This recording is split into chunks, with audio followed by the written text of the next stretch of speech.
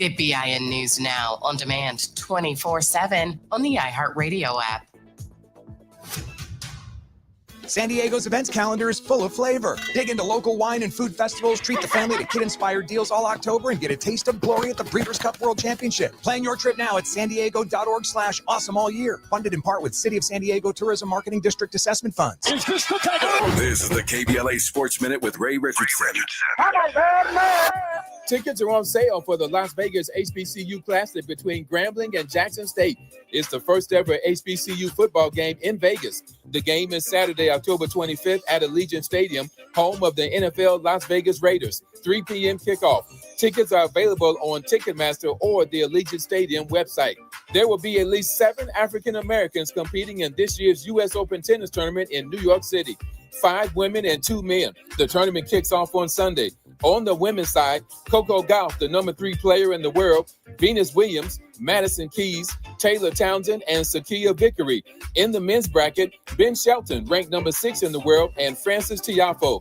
2 NFL preseason games on the schedule today. Pittsburgh at Carolina on the NFL Network, and New England at the New York Giants on Prime Video. No debates, no speculation, just the info you need. That's your KBLA Sports Minute. I'm Ray Richardson on KBLA Talk 1580. Are you ready to be a part of the conversation that will help shape our nation's future? Get ready to join us for the Left Coast Forum, Saturday, October 25th at LA Trade Tech, where progressive voices will come together to tackle the issues that matter most to working families across Los Angeles and beyond. From economic justice to climate action, from healthcare to housing, we're bringing together the brightest minds and most passionate advocates for real solutions and real change. With workshops, 2 major keynote addresses, and a closing reception with great music and good food. It's the Left Coast Forum, where your voice matters and your ideas take action. Saturday, October 25th at LA Trade Tech. Brought to you by KBLA Talk 1580 and the LA Progressive. The future won't wait, and neither should you. Mark your calendar now to be there and be heard. Stay tuned to KBLA Talk 1580 for more details.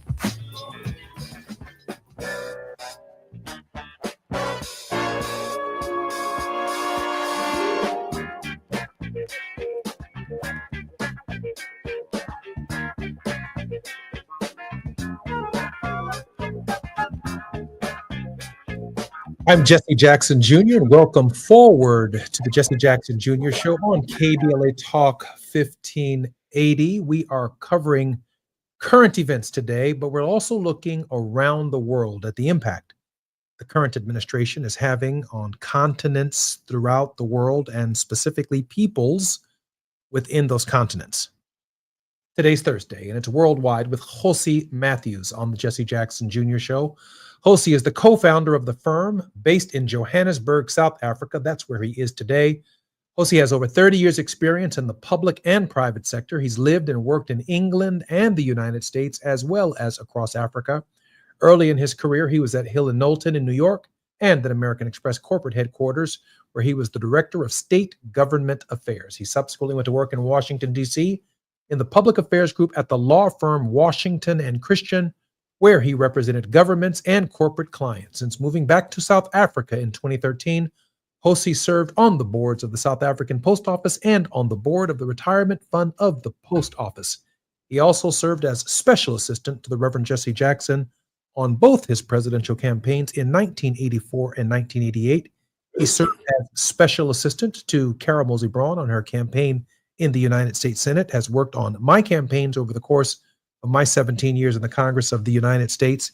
And so if there ever was a person who had global experience and is on the ground in other continents around the world to give us a perspective that matters to who we are here domestically in the United States, here in Los Angeles, is Josie Matthews, live from Johannesburg. Josie, welcome forward to the Jesse Jackson Jr. Show. Good evening, and thank you for having me, Jesse. Little correction, this evening I'm actually in Cape Town, which is on the coast, a city you know very well because you were here when it is so beautiful. President Nelson Mandela was released from prison. You were here at that particular moment, so you know Cape Town, and I know it has particular personal significance for you because you witnessed one of the greatest moments in history in our lifetime. You know, Jose, I've been so many places with you, and there's so much that I've actually forgotten. The time that we spent in Mozambique with Samora Michel, and in Angola with Jose Eduardo dos Santos and Kenneth Kaunda, and that part of the world. Mr. Babangida, President Babangida in Nigeria. We spent a lot of time on the continent together, brother, and I'm so grateful that that you're a regular contributor on our show. Thank you. How do Africans in the present climate perceive the United States, and how do they perceive the American people? And then I want to comment on something I watched very carefully on a debate between one of our most thoughtful scholars, an African-American woman. She debated 20 young conservative Black men, Trump supporters, MAGA supporters, around a circle, and she had them come up one at a time, and she just knocked them all down. It was almost like the Three Stooges. She just kind of lined them up and just slapped everybody at the same time, and that's essentially what she did. But she made the distinction between African Americans and African American identity, and how we are perceived around the world, and how Africans perceive us, and the uniqueness of who each of us are in our respective cultures. We're just not all the same. Jose, welcome forward to the show. Thank you. I think part of it stems from the United States is a huge country, and now probably approaching over 300 million people. The continent is also huge and it's very diverse. And you'll often find that people of African descent on the African continent know a lot more about the United States than people of African descent who are, for all the reasons we know, who are born, raised in the US and are American, but have very, very little affinity or understanding, except in very, very small numbers of the continent, and an understanding. So we'll tend to look at Africa as a country. So they'll ask you, so how is Africa as a country? As opposed to what's Nigeria like, what's Cameroon like, where's Egypt in relation to South Africa? There's a lot of, I think, misunderstanding and misinformation, misinterpretation about the continent, and that tends to then self-perpetuate itself when you then get leaders saying that, making derogatory comments as the president did, the current president did in his first term, about in the manner in which he described the continent, and that also then tends to reinforce a particular stereotype of the continent. So I think that people still have a lot to be educated on with regards to the continent and the differences, the different cultures that we have. We see on the continent, we have similarities, we have different. As you know, in Mozambique and Angola, they speak Portuguese. In Francophone Africa, they speak French. In Equatorial Guinea, which is the only country on the continent other than Western Sahara, they speak Spanish. And you have these differences in terms of language, as well as their own languages, ethnic languages. I'll call them ethnic languages, but the languages that are particularly unique to each country on the continent. I mean, Nigeria has over 150 different languages with over 200 million people. Their dialects, their languages, and then their subsects of that. People will speak Hausa, will speak Yoruba, will speak Igbo, will speak Fulani. And there's so many differences that the continent has, which makes it so rich in culture and knowledge. Go to Mali, one of the greatest civilizations that emerged on the continent is from Mali. So I think that there's a lot of misconceptions that exist about Africa, and some of these misconceptions are perpetuated into myths that then find common currency in the United States, because people tend not to be very well informed and educated about the continent in the way in which Africans are I believe, very well educated about the United States. Jose, I'm Jesse Jackson Jr. Listen to KBLA Talk 1580. When we come forward, more with Jose Matthews. He's going to take us around Africa, and we're going to discuss perceptions of the American people, particularly African Americans, by our brothers and sisters abroad. I'm Jesse Jackson Jr. When we come forward, more with Jose Matthews. While you're stuck in traffic, we can at least bring you up to speed on the news of the day. You're listening to Jesse Jackson Jr. only on KBLA Talk 1580.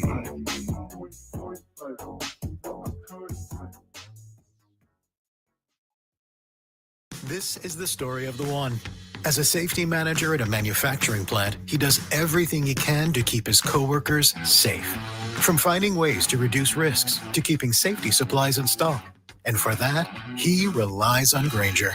Grainger offers a broad range of quality products and next-day delivery, so he can always play it safe.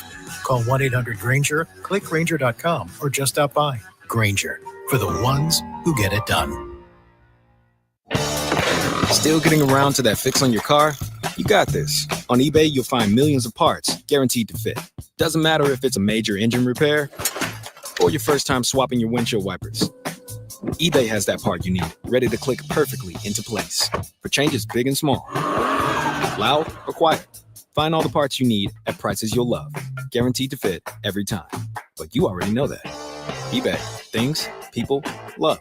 Eligible items only. Exclusions apply. At Charmin, we heard you shouldn't talk about going to the bathroom in public, so we decided to sing about it. Charmin Ultra Strong. You can use less, better than the rest. Charmin Ultra Strong. Your booty past the clean test. Salmon weave texture, it's the best. Study up, teach a lesson on fresh. Your booty past the clean test. Yes, sir. Charmin Ultra Strong. Charmin Ultra Strong with diamond weave texture cleans better than the leading one-ply brand, so you can use less. Enjoy the go with Charmin. Oh, could this vintage store be any cuter? Right? And the best part, they accept Discover. Accept Discover? In a little place like this? I don't think so, Jennifer. Oh, yeah, huh? Discover's accepted where I like to shop. Come on, baby, get with the times. Right. So we shouldn't get the parachute pants? These are making a comeback. I think. Discover is accepted at 99% of places that take credit cards nationwide. Based on the February 2025 Nielsen report. Let's go! You're still glowing, flirting, grooving. You still got it. But your immune system weakens as you age, making it harder to fight flu, pneumococcal pneumonia, RSV, and COVID-19. Vaccines are a key part of any health routine and help strengthen your immune response. Ask your doctor or pharmacist which vaccines you need. Schedule in minutes at vaxassist.com. Sponsored by Pfizer. This is the story of the one. As a safety manager at a manufacturing plant, he does everything he can to keep his coworkers safe. From finding ways to reduce risks to keeping safety supplies in stock. And for that, he relies on Grainger. Grainger offers a broad range of quality products and next-day delivery, so he can always play it safe.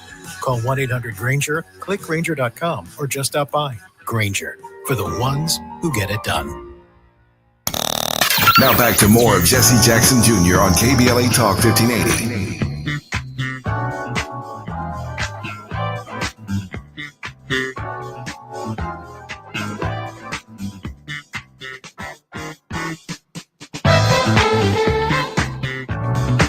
Welcome forward to the Jesse Jackson Jr. Show. I'm Jesse Jackson Jr. And in this hour, our very special guest is none other than Mr. Jose Matthews. His subsequent work took him to Washington, D.C. in the area of public affairs at the law firm of Washington and Christian. In 2021, Jose was appointed by the National Assembly of South Africa as a counselor on the Independent Communications Authority of South Africa, which regulates the technology and broadcasting industry in South Africa. Jose has also served as the group chief executive of the Passenger Rail Agency of South Africa, and he is an extraordinary friend and a great friend of the show. Jose, welcome forward to the Jesse Jackson Jr. Show. Thank you. Thank you for having me. So, Jose, we have a tendency in the United States to have a broad stroke when we talk about Africa, particularly as African Americans. You've said within Nigeria, for example, there are literally hundreds of dialects, hundreds of languages, and multiple cultures. And yet here we just refer to Africa in one big broad stroke, ignoring the fact that in Libya and Egypt, our Arab brothers and sisters also consider themselves African in that part of the world. They may not be sub-Saharan African, that is south of the Saharan desert, but they too are Africans. These misconceptions, by the way, play a significant role in our understanding of the continent. And when the president of the United States speaks about Africa in derogatory terms, we must acknowledge that he cannot possibly be talking about the entire continent. In fact, he's not talking about the continent at all. He's probably referring to some kind of Tarzan movie. Is that your thoughts on that as well? Oh yes, it's a completely misplaced and unfortunate expression of a view. In fact, a view that's not even pre-colonial. It's so antiquated and totally defies all logic and common sense that anybody would want to make such statements that are just a barefaced lie by any stretch of the imagination. So Africa is not only rich in cultures, it's rich in natural resources, it's rich in intellectual capacity. If you go to even some of the hospitals in the United States, you'll find doctors from all over the continent, whether they're from Nigeria, from South Africa, and similarly in England, you'll find some of the most well-qualified nurses. That trained on the continent and have got great experience, and people who have achieved great success as well in business, in banking, who come from the continent and are very, very successful. And that sort of view is actually so outmoded that I don't think we should really even spend any time talking about it, because you and I both know from our own personal knowledge and the privilege that we've had in traveling across the continent over the last 45 years, that we know how rich the continent and diverse it is, and that those kind of ideas, sort of a Cecil Rhodes type mentality that just sees Africa as some sort of outpost somewhere, that does not reflect the reality of the situation. I remember when you and I were traveling with Reverend Jackson to Cuba, and we met with Fidel Castro, and he took us to the Isle of Youth, where they were training doctors and medical professionals from the continent to return to the continent. And they were producing more doctors and health professionals than any other country in the world. But most importantly, they were providing a vital need on the African continent in ways that the United States, in ways that the West itself, including Western Europe, was not providing. And yet we had this period during the Cold War where the United States had positioned itself against Cuba, against Fidel Castro, certainly during the Kennedy era, and the era continued for many decades after that. The reality is Castro's outreach on the continent of Africa was about saving lives and about providing hope for people in ways that the American people had no full appreciation. Well, I can say, I think without any challenge, that the relationship in particular between South Africa and Cuba remains an extremely strong one, particularly in the area that you refer to, in that a number of young South African medical students have had their medical training in Cuba. But further than that, Cuba sacrificed Cuban lives. You remember when we went to Angola, we went up to Cabinda, and we had the opportunity to see the Cuban effort that was being undertaken in that region as part of the effort to stop Savimbi, who was supported by the Reagan administration during that time. And it was the Cuban soldiers who actually held very, very strongly. And similarly in what was then Southwest Africa, the Cubans fought with SWAPO, fought with MPLA. And so Cuba occupies a particular place in the history of the continent, particularly in this part of the continent, where they made huge sacrifices to support the liberation, in particular, of South Africa. And I had the opportunity, when Fidel Castro paid a state visit to South Africa, to see him in the National Assembly. And one of the words, what he said at that time, is that when I thought about what it was going to be like to be standing here, and I thought about what I would write, I would be writing a love letter to South Africa because of how I feel about South Africa. And he was hosted by President Mandela on that occasion. So seeing those two remarkable icons standing shoulder to shoulder, I think it's one of those moments that one will never ever forget. And Cuba occupies a particular significance to South Africa, in terms of the relationship, standing with South Africa in the darkest times of the struggle, and really, really making huge sacrifices on our behalf. Jose, let me fast forward now to 2025, 2026, and the present era. President Donald Trump, as you know, has threatened, if he has not done it already, to close a number of embassies on the continent in various countries. There's not one embassy that represents America in the United States. Each of these countries, by and large, have a United States ambassador and representative who represents the interests of the United States.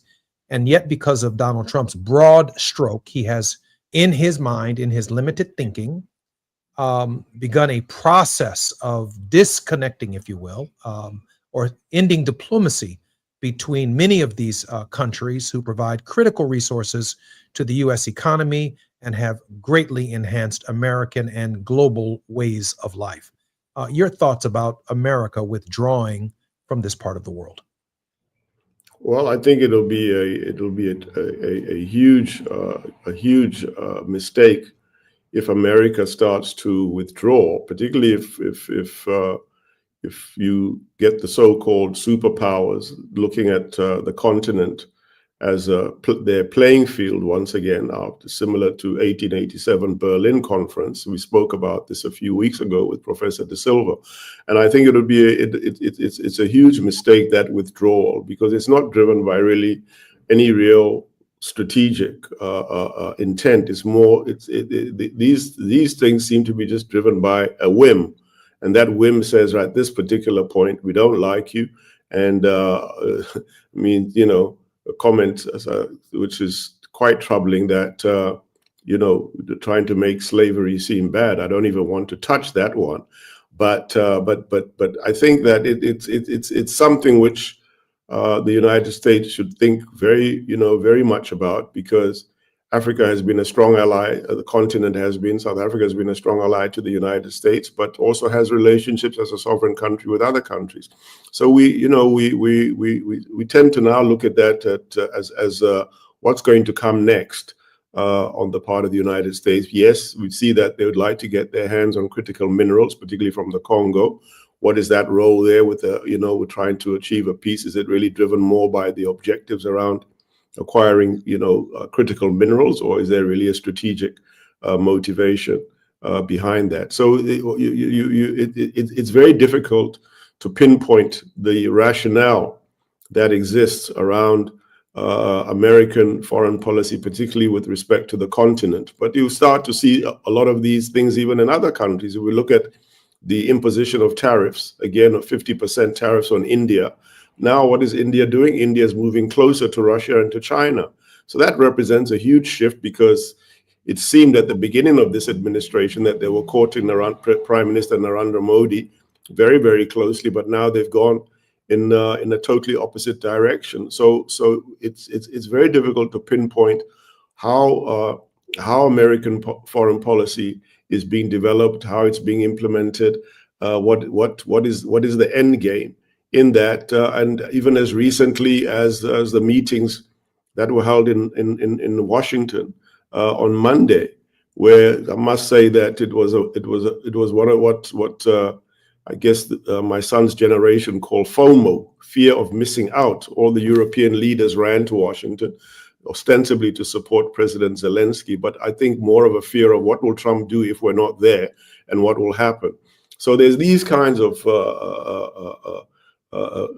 actions which confuse the world, and I as someone who's been a student of history, it's almost a Neville Chamberlain moment. So we're looking at is this a moment of peace in our time, and that backfired spectacularly, because war broke out very soon after. What drove that?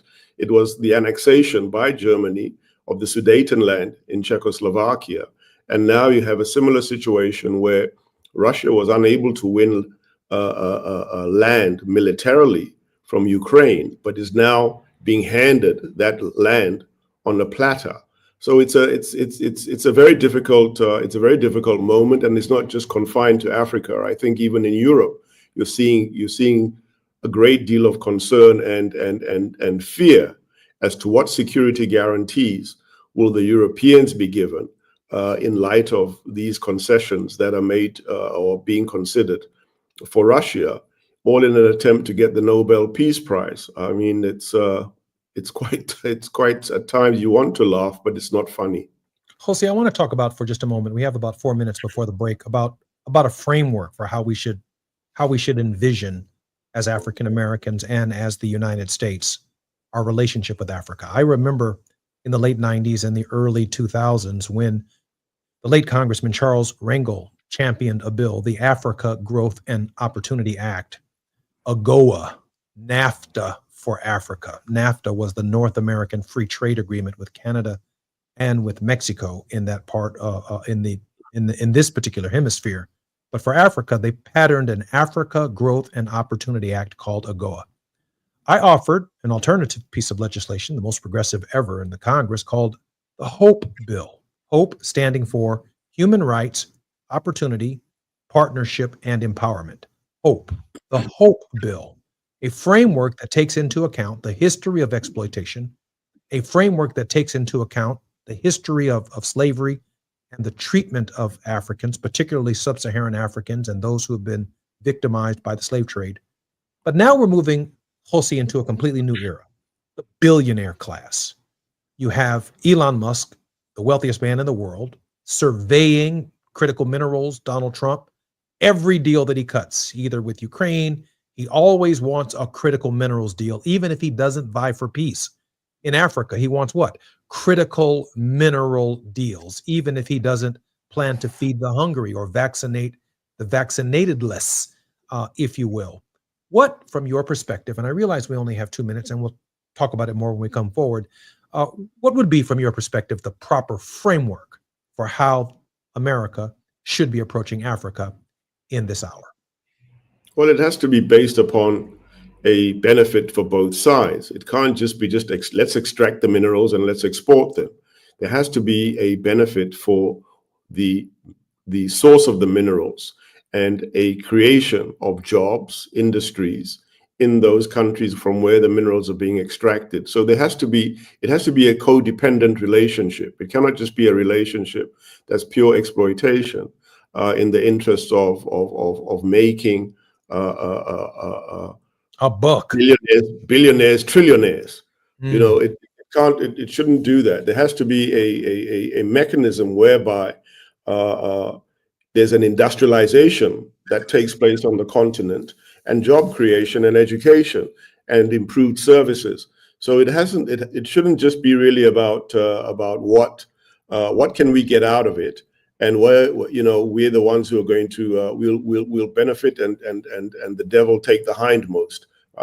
That's not a relationship that's built on balance and mutual benefit.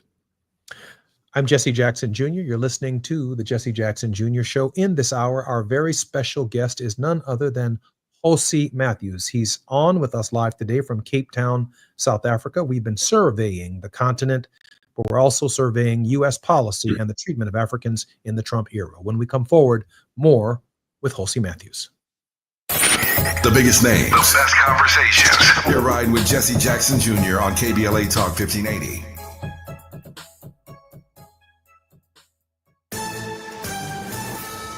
I'm Amber Payton with BIN News Now. The family of Black Inglewood, California Dean Dr. Kamisha Clark is suing Spartan College after she was fatally shot at work May 2nd. And the sad part about her death was that it was completely preventable. Her assistant was wounded and a security guard and 6-time felon was arrested. The suit claims the school was negligent in hiring him. A federal judge has dropped the most serious charges against former Louisville, Kentucky detectives Joshua Janes and Kyle Meany in the Breonna Taylor case.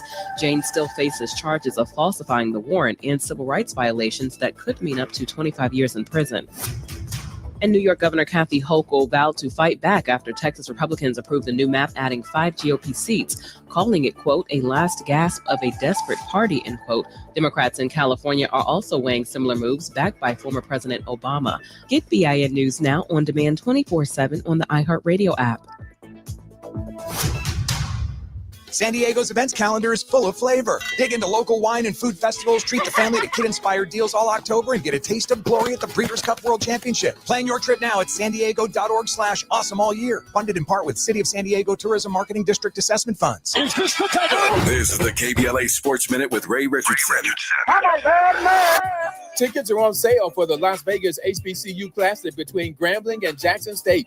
It's the first ever HBCU football game in Vegas. The game is Saturday, October 25th at Allegiant Stadium, home of the NFL Las Vegas Raiders. 3 p.m. kickoff. Tickets are available on Ticketmaster or the Allegiant Stadium website. There will be at least 7 African Americans competing in this year's U.S. Open tennis tournament in New York City. 5 women and 2 men. The tournament kicks off on Sunday. On the women's side, Coco Gauff, the number 3 player in the world, Venus Williams, Madison Keys, Taylor Townsend, and Sakia Vickery. In the men's bracket, Ben Shelton, ranked number 6 in the world, and Francis Tiafoe. 2 NFL preseason games on the schedule today. Pittsburgh at Carolina on the NFL Network, and New England at the New York Giants on Prime Video. No debates, no speculation, just the info you need. That's your KBLA Sports Minute. I'm Ray Richardson on KBLA Talk 1580.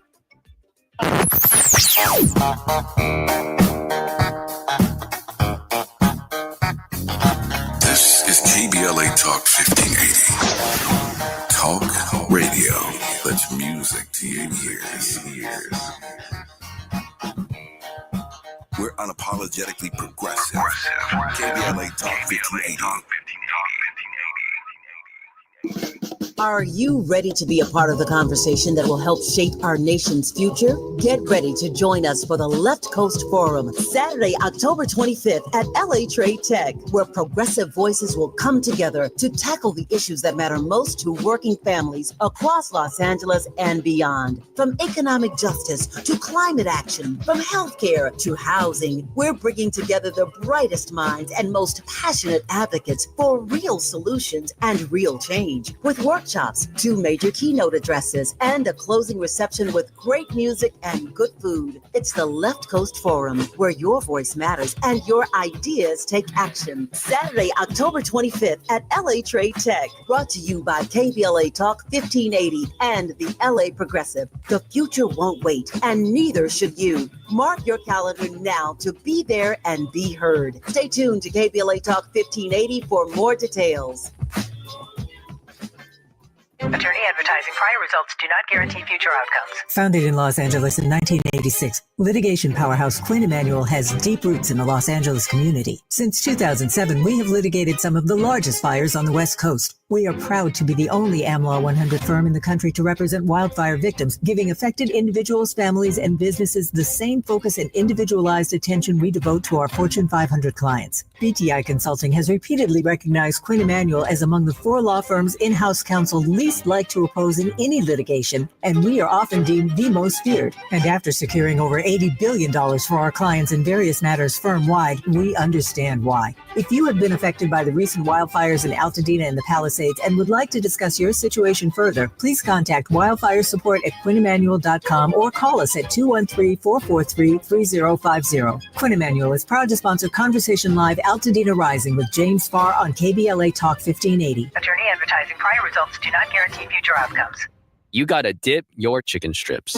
Hey, this is Kiani. And this is Tabitha. And a little thing we love about Chick-fil-A chicken strips is all the different sauces we can dip them in. I like to line up all my favorite sauces so that in every bite, I have a different flavor. Then with the tenderness of the chicken, the juiciness of it, it's all there. And for me, I like to mix my sauces so I get a little tang and I get a little sweetness all in one bite. That's what makes it for me. Like, that's what does it for me. That's what I'm saying. It's the summer of Chick-fil-A chicken strips and sauces. Order now on the Chick-fil-A app. Real guests paid for their testimonials. You're listening to Jesse Jackson Jr. on KBLA Talk 1580.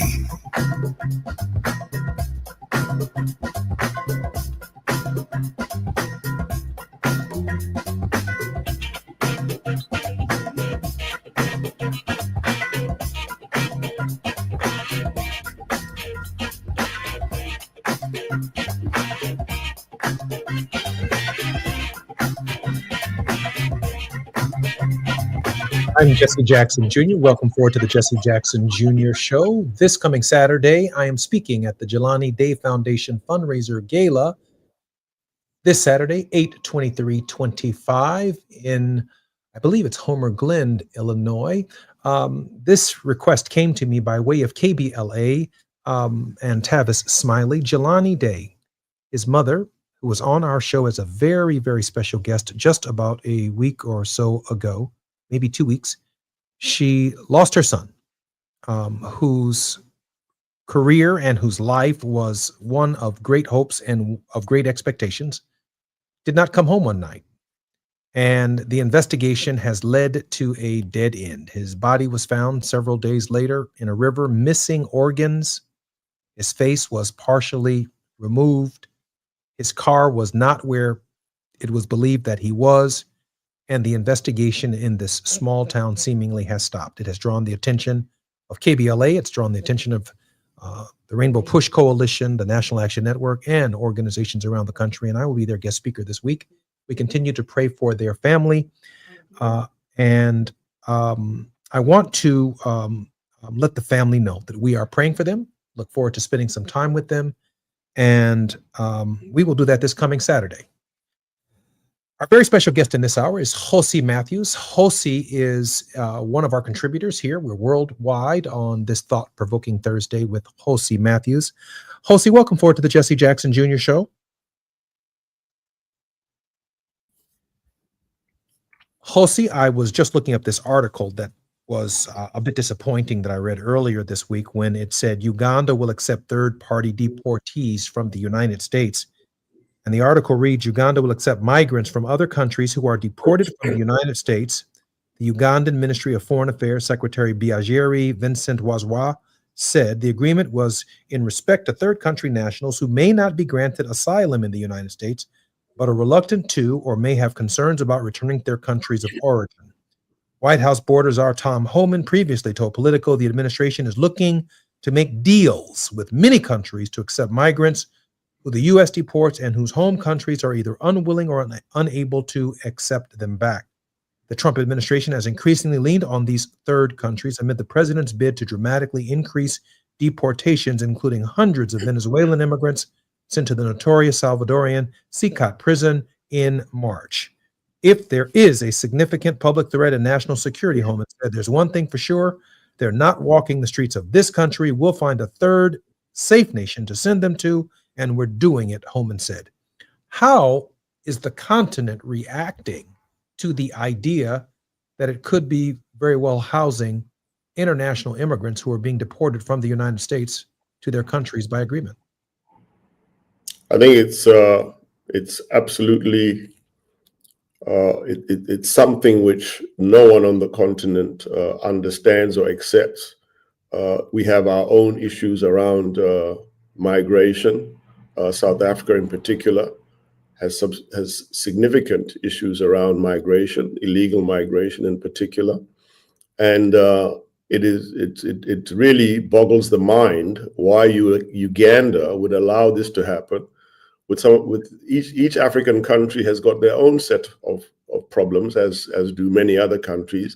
The Conservative government in England tried the same thing to take migrants to Rwanda, and the English courts rejected that. It's only now it seems that America is doing that. It's been sending them to El Salvador, but now seems to have found a willing ally in Uganda for whatever reasons. One wonders what's the quid pro quo that's been offered for this to happen. But it's not universally welcomed by any African country. I would imagine, but we would find ourselves in a very, very difficult situation if we start. How do you absorb those immigrants, and how, what are the numbers going to be? In particular, let's just talk about Uganda. What does it mean for Uganda? What does it mean for the economy? How are they going to be housed? What arrangements are being made for them in Uganda? So it's really a very difficult policy decision, not only by the United States, but I guess for the United States it's an easy one, because just pack them into a C-130 and drop them off at Kampala airport and turn around and come back. We've made such an arrangement with the Ugandans based upon ABCD. and it's no longer our problem. But I would think that at some point there'll be some, in each respective country where this is put forward, I would think that there'll be internal resistance to that because it just adds more problems to the fiscus. And in South Africa, we've seen the challenges that South Africa has faced around illegal immigration in particular. And it's something that is it's become of serious concern. And in some cases, it's become a very serious election issue, as it was in the United States. So when it's not properly managed, it does become a problem. But just packing them onto a plane, as I say, and just dumping them somewhere is really, it's unheard of. And when the British tried it, it failed. And we hope that it would fail during this period. Jose, do you see this administration eventually attempting to deport African Americans to Uganda who might have committed offenses in the United States? And hence, the question I think I would ask is, what of their constitutional rights? Would they be guaranteed certain rights under law that would be under American jurisprudence or jurisdiction in a foreign land? Or would they then be subject, if you would imagine, because you are a lawyer, would you imagine that they would be subject to Ugandan justice? They'd be subject to Ugandan justice because they're a sovereign country with its own constitution. So they're no longer guaranteed the same rights and privileges that they are under the Constitution of the United States. And so they become, to all intents and purposes, inhabitants of that country, and have to confront the legal requirements of that specific country that they're now resident in. Just as much as if you go to the United States, you can't say, well, I've got a South African passport, therefore no. The American Constitution is supreme. Therefore, you fall under the U.S. Constitution and the laws of the United States. So the similar rule would apply to anybody who went to any country anywhere in the world. You're subject to the laws of that country however they're written. And as you know, here in the United States, we have a constitutional prohibition against cruel and unusual punishment. So even our inmates in the worst facilities, or even in the low facilities, are entitled to medical care. They're entitled to vaccinations. If there is COVID outbreak in the nation, the inmate population is entitled to vaccinations. But what if Americans are overseas? What if men and women that we deport to foreign nations abroad don't have the medical facilities or the vaccination capacities to be able to provide them with the services that they would have received here in the United States? This is a disaster of enormous human rights consequences that we're looking at. And I'm not so sure that the Department of Homeland Security has given the kind of thought that is necessary to remove these men and women from our country and send them to foreign countries that have fundamentally different standards. Jose, there have to be some thoughts on your mind about what's taking place in the economic world with respect to tariffs and trade. I do know that we have another segment when we come forward, and I'm really interested in what your thoughts that are happening globally with respect to the nation, the economy, the world, what tariffs and the ramifications are on the continent of Africa. I'm Jesse Jackson Jr. When we come forward, more with Jose Matthews. While you're stuck in traffic, we can at least bring you up to speed on the news of the day. You're listening to Jesse Jackson Jr. only on KBLA Talk 1580.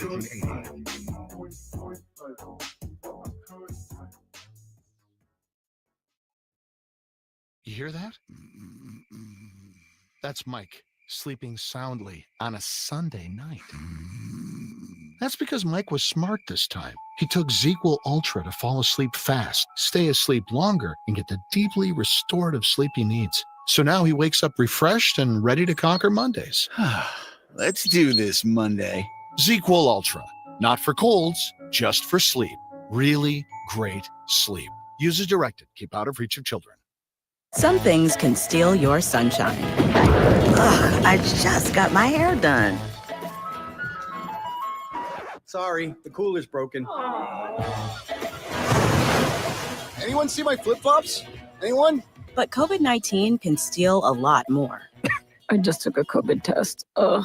Prescription medications for COVID exist. If you test positive this summer, ask your doctor if they're right for you. Visit Pfizerforall.com/COVID-19 to learn more. Sponsored by Pfizer. If you're an adult in need of an accredited high school diploma, the Los Angeles Public Library can help. You can earn one for free in as few as 5 months online with 24/7 access. You also get a personal academic coach plus special training focused on 9 in-demand industries, as well as a resume and cover letter to advance your career. Visit the website at lapl.org/diploma. That's lapl.org/diploma.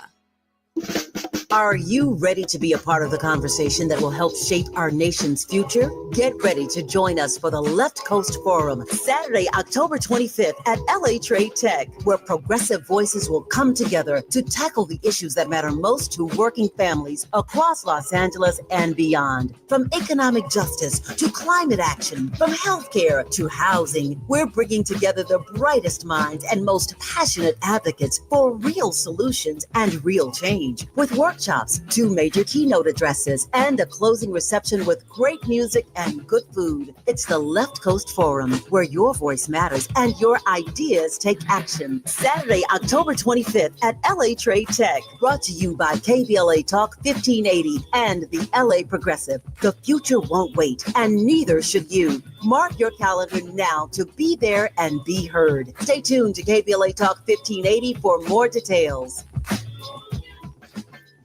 Hey there, Los Angeles. This is James Lucky Jr., publisher and editor of Los Angeles News Observer. Are you hungry for news that matters to you in the African-American communities of Los Angeles? Well, buckle up, because we got the scoop you've been craving. Stay in the know and never miss a beat with our free weekly publications conveniently available near you. Or hop on the digital wave and become an exclusive subscriber at OGNSC.com. Don't forget to join the party on Instagram and Twitter at OGNSCINC for behind-the-scenes access and sizzling updates. No more FOMO. Let's stay informed, connected, and empowered together. Paul's new drone startup just lost its most genius computer scientist. We just lost our best genius to some new genius who's got a genius new idea. I'm going to have to find a new genius or 2 half geniuses and fast. He needs a computer scientist that can keep his startup from falling down. I need Indeed. Indeed you do. When you sponsor a job on Indeed, it's easier for talented candidates to find it, which makes it easier for you to hire them. Visit Indeed.com/credit and get $75 towards your first sponsored job. Terms and conditions apply. Now back to more of Jesse Jackson Jr. on KBLA Talk 1580.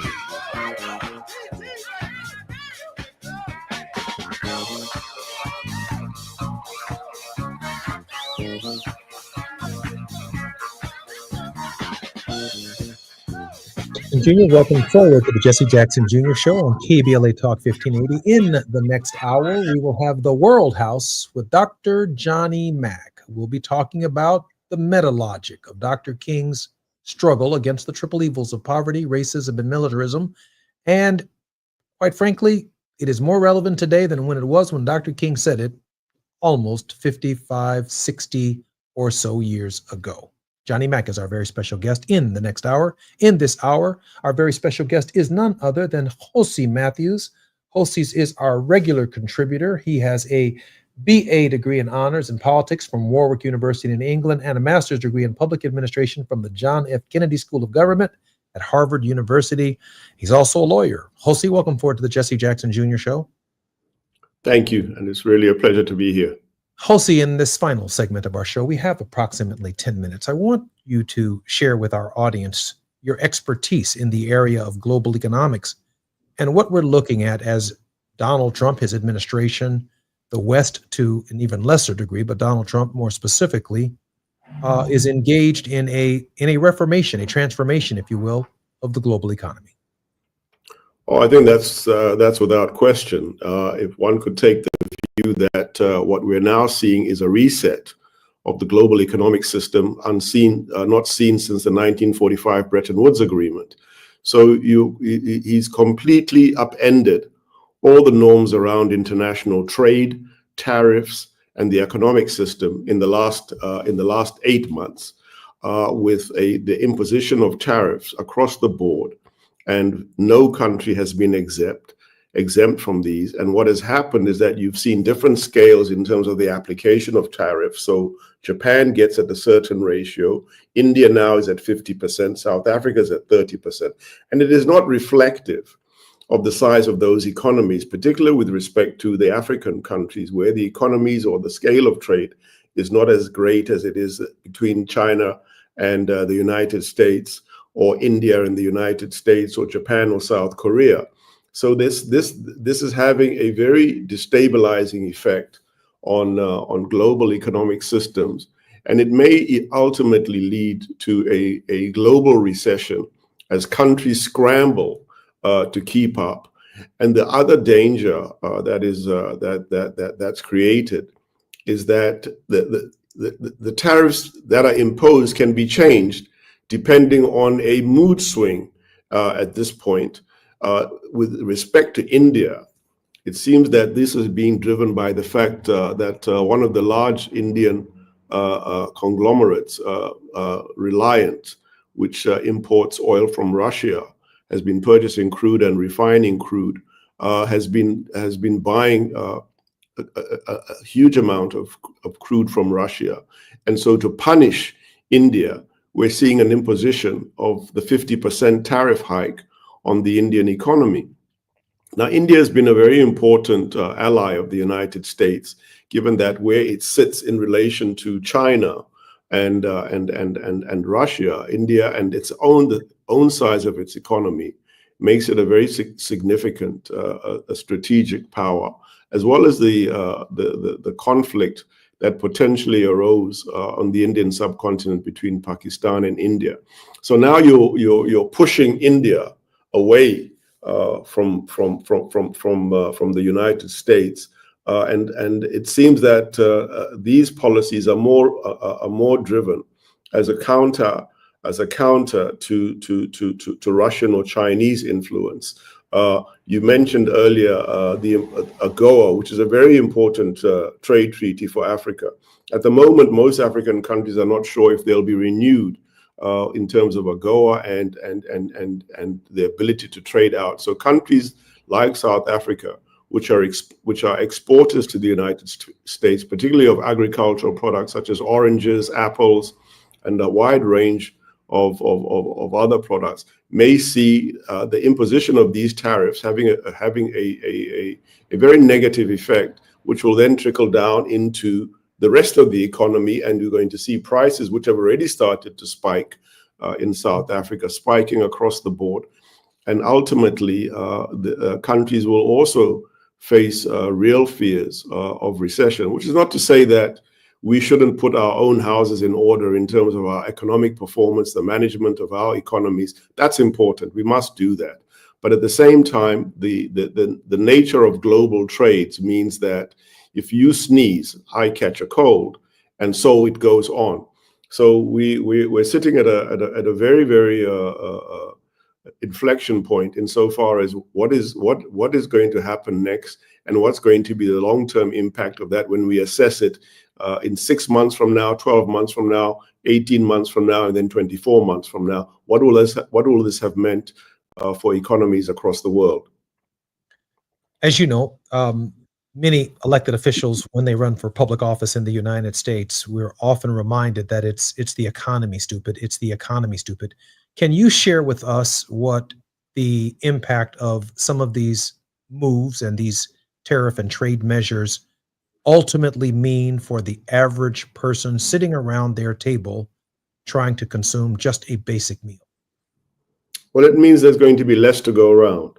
So if you're getting, let's say, in South African terms, 10,000 Rand a month, which is approximately call it $500 a month in income. You've got to pay your monthly school fees. In some cases, you don't own your home, you've got to pay rent, you've got to pay electricity. We don't have a very well-developed transportation system. What we have are minibuses, which are referred to as taxis. They typically carry around 10 to 12 passengers, which speed people around a city like Johannesburg. then you've got to pay for that. It's quite expensive. Our public rail system has eroded over the years, so it's not been as reliable as it has been. So you've got to spend on transportation.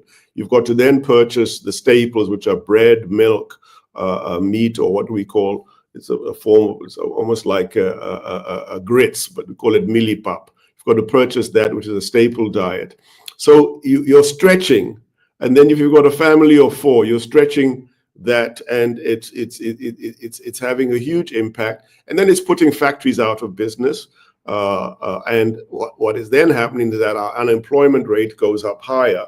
So the consequences downstream tend to be quite severe, even in the short term. And petrol prices go up, so the taxi drivers must put up their prices. So you're going to see less in your pocket at the end of the month, because you've got to pay for essential services, you've got to pay for your kids to go to school, you've got to pay for electricity, and there are a number of other costs that are related that tend to shrink what you're getting in your daily or in your monthly income. And that's as a consequence of the global economic system. It does have an effect down. So it's absolutely right. Your friend James Carville, I think, and his group are quite right. It is the economy, stupid, and it does. It's what talks to what allows a society to function, and to function at an optimum level is how the economy is run. What is the impact on the economy, and the citizens can enjoy a reasonable. Absolutely, poverty does trickle down.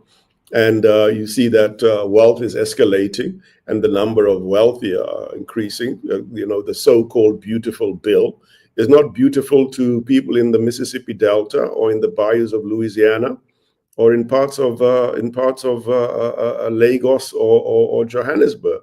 It's going to have a severe impact on them, and I think that we'll start to see those challenges in the foreseeable future. In this moment, I'm thinking about something Martin Luther King Jr. said when he talked about the inescapable common mutuality, the fact that we share a common bond with people throughout the world. And in a real sense, while we hear these large economic terms that often deal with numbers that the average person on the planet cannot fathom, this boils down to whether or not men and women and families can eat. It boils down to whether or not they can take home enough money to provide for their families, to pay their basic utilities, to afford their mortgages, or for that matter, to pay their rent. And when we see, for example, here in the United States, the president of the United States rounding up homeless people in Washington, D.C., and threatening to round up homeless people in different cities throughout the United States and discard them, Hulsey, I know you've been to these cities. You've been through these cities here in the United States. It's as if the problem goes away simply because we cannot see it. Michael Harrington said that America has the best dressed poverty in the world, that we go to work every day, that we live every day, and we look very good every day. But the fact of the matter is, so many millions of people find themselves destitute. Dad referred to them in 1984 as the derelicts of destitution. I'm Jesse Jackson Jr. Hulsey Matthews has been our very special guest on the Jesse Jackson Jr. Show. When we come forward, we'll be in the World House with Johnny Mack. Thank you, Hulsey. Thank you. Have a good evening. KBLA 1580 Santa Monica. I'm Amber Payton with BIN News Now. The family of Black Inglewood, California Dean Dr. Kamisha Clark is suing Spartan College after she was fatally shot at work May 2nd. And the sad part about her death was that it was completely preventable. Her assistant was wounded and a security guard and 6-time felon was arrested. The suit claims the school was negligent in hiring him. A federal judge has dropped the most serious charges against former Louisville, Kentucky detectives Joshua Janes and Kyle Meany in the Breonna Taylor case. Janes still faces charges of falsifying the warrant and civil rights violations that could mean up to 25 years in prison. And New York Governor Kathy Hochul vowed to fight back after Texas Republicans approved the new map adding 5 GOP seats, calling it, quote, a last gasp of a desperate party, end quote. Democrats in California are also weighing similar moves backed by former President Obama. Get BIN News now on demand 24/7 on the iHeartRadio app. San Diego's events calendar is full of flavor. Dig into local wine and food festivals, treat the family to kid-inspired deals all October, and get a taste of glory at the Breeders' Cup World Championship. Plan your trip now at sandiego.org/awesome all year. Funded in part with City of San Diego Tourism Marketing District Assessment Funds. This is the KBLA Sports Minute with Ray Richardson. Tickets are on sale for the Las Vegas HBCU Classic between Grambling and Jackson State. It's the first ever HBCU football game in Vegas. The game is Saturday, October 25th at Allegiant Stadium, home of the NFL Las Vegas Raiders. 3 p.m. kickoff. Tickets are available on Ticketmaster or the Allegiant Stadium website. There will be at least 7 African Americans competing in this year's U.S. Open tennis tournament in New York City. 5 women and 2 men. The tournament kicks off on Sunday. On the women's side, Coco Gauff, the number 3 player in the world, Venus Williams, Madison Keys, Taylor Townsend, and Sakia Vickery. In the men's bracket, Ben Shelton, ranked number 6 in the world, and Francis Tiafoe. 2 NFL preseason games on the schedule today. Pittsburgh at Carolina on the NFL Network, and New England at the New York Giants on Prime Video.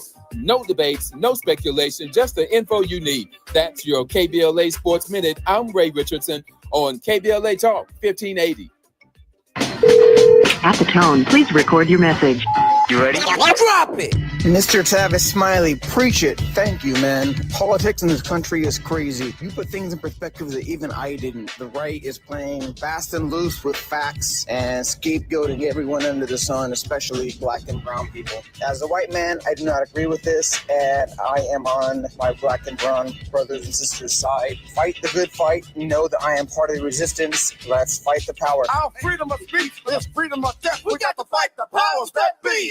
KBLA Talk 1580. We've got your black.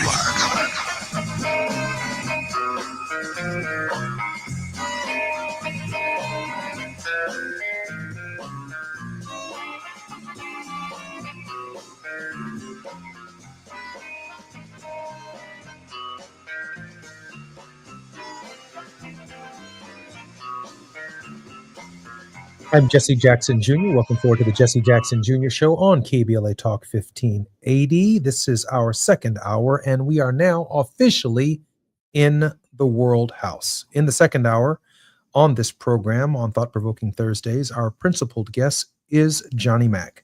Johnny's well-traveled throughout America, Africa, Asia, Europe, and the Middle East, explicating Dr. King's call for to restructure the social edifice and its triple evils of poverty, racism, and militarism, with a revolution of values that are effected through peaceable power, building communities without boundaries. Johnny Mack is one of our most exciting guests because he forces us every week to reflect. But he's also the sum of our shows for the week as we reflect upon Dr. King's work.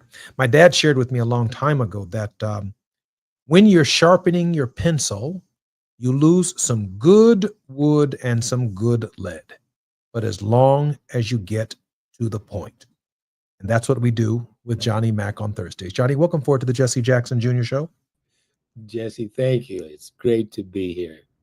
I'm so honored that you're here with us this week. Johnny, I was reading in chapter 15 of Dr. King's book, The Strength to Love, one of the best books, I believe, for reflection that have ever been written.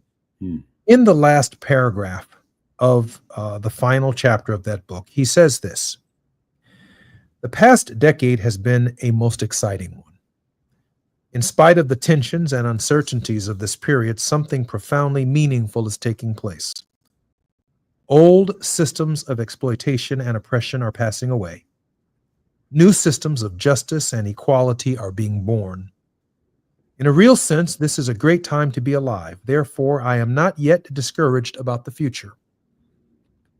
Granted that the easygoing optimism of yesterday is impossible. Granted that we face a world crisis that leaves us standing so often amid the surging murmur of life's restless sea. Every crisis has both its dangers and its opportunities. It can spell either salvation or doom. In a dark, confused world, the kingdom of God may yet reign in the hearts of men.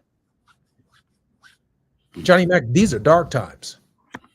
And 60 years ago, Martin Luther King Jr. was encouraging an optimism that in this moment, it seems is lost.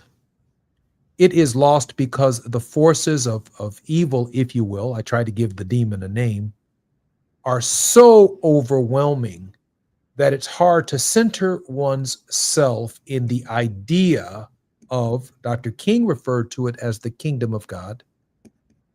And I'm assuming the kingdom of God on earth as it is in heaven, which is not far from the idea of the world house, clearly complicated by the triple evils of poverty, racism, and militarism. I want to press you today to find out if there's any optimism left. Well, is there optimism left? Of course there is. The question is, where do we find it? Martin Luther King Jr. in the mid-20th century was the voice of optimism in so many ways, witnessed by the quote you just read. It's interesting, Jesse, that in that quote, King says, "I am not yet discouraged." There's something about that yet, as if in his own prescient way, as he was so often, he anticipated what might be that is now, which we are living. A world where, as is suggested in your question, there doesn't seem to be much optimism or hope. But if we are to find optimism and if we are to find hope, we have to find it in ourselves individually and collectively, don't we? And I think that is what King represented. In his greatest hours of despair, it is the hope that he found in the heaven that he sought. And it was his indefatigable faith that justice would ultimately prevail, that arc of the universe would bend in that direction of justice. And so the question is, do we hold that same hope? Do we have that same faith? If we do, why is it that we do? And if we don't, why don't we? And I think exploring both of those questions in our conversation might be helpful, Jesse. I'm Jesse Jackson Jr. You're listening to the Jesse Jackson Jr. Show. Our very special guest in this hour is none other than Johnny Mac. Johnny, let me ask you this question, and I know we have about a minute before we come to break. In a previous show, you talked about us bending the arc of justice. It just doesn't bend on its own. We have to bend it ourselves. Absolutely, Jesse. Of course, those who believe that the arc of justice is bent by the hand of God, we certainly respect and honor their point of view and that faith. On the other hand, I think God works in cooperation with man, with humankind. And we have a responsibility to bend that arc. And the question is, how do we bend it? Again, it has to do with hope and it has to do with faith. My thoughts are the same. I'm Jesse Jackson Jr. You're listening to the Jesse Jackson Jr. Show on KBLA Talk 1580. We're talking with Johnny Mac today on the World House. Johnny has traveled the world. He has studied the metalogic of Martin Luther King Jr., and his thoughts matter now more than ever. I'm Jesse Jackson Jr. You're listening to the Jesse Jackson Jr. Show on KBLA Talk 1580. It's afternoon drive time with Jesse Jackson Jr. Only on KBLA Talk 1580. This is the story of the one. As a safety manager at a manufacturing plant, he does everything he can to keep his coworkers safe. From finding ways to reduce risks to keeping safety supplies in stock.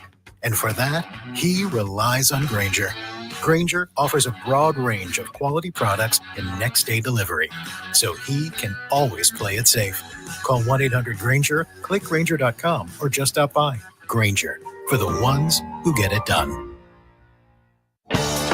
Still getting around to that fix on your car? You got this. On eBay, you'll find millions of parts guaranteed to fit. Doesn't matter if it's a major engine repair or your first time swapping your windshield wipers. eBay has that part you need, ready to click perfectly into place for changes big and small. Loud or quiet, find all the parts you need at prices you'll love, guaranteed to fit every time. But you already know that. eBay, things, people, love. Eligible items only. Exclusions apply. At Charmin, we heard you shouldn't talk about going to the bathroom in public, so we decided to sing about it. Charmin Ultra Strong. You can use less, better than the rest. Charmin Ultra Strong. Your booty past the clean test. Salmon weave texture, it's the best. Study up, teach a lesson on fresh. Your booty past the clean test. Yes, sir. Charmin Ultra Strong.